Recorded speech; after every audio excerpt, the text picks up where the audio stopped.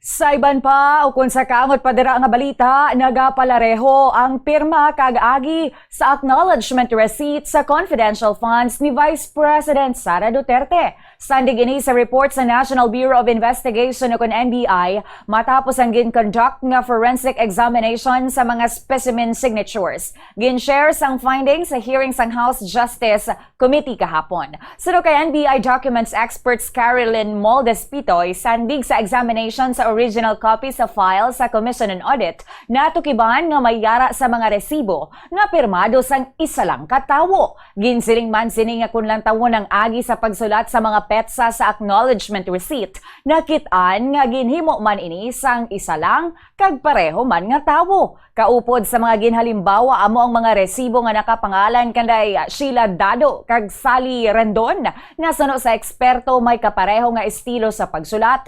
May iban pagid nga grupo sa mga resibo nga nakapangalan kanday Jason Bitangkol, Celsa Arojable, Samson Samuel kag Sabel Salazar nga may pareho nga mga estilo sa handwriting.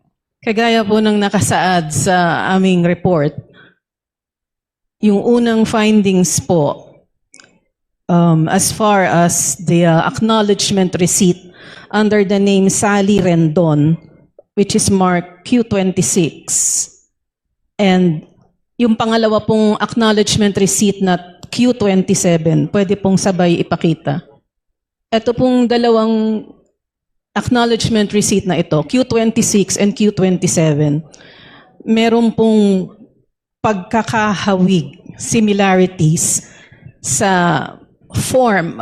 When we say form, it means the structural pattern or how the formation. Ma'am, pasensya na po. Ang hirap po i-submit sa Tagalog, i-state sa Tagalog.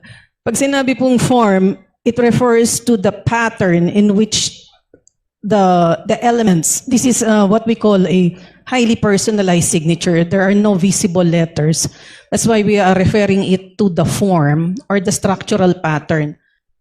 Ang kabahin sang presentasyon sa National Bureau of Investigation o NBI sa ila findings sa specimen signature sa confidential funds ni Vice President Sara Duterte.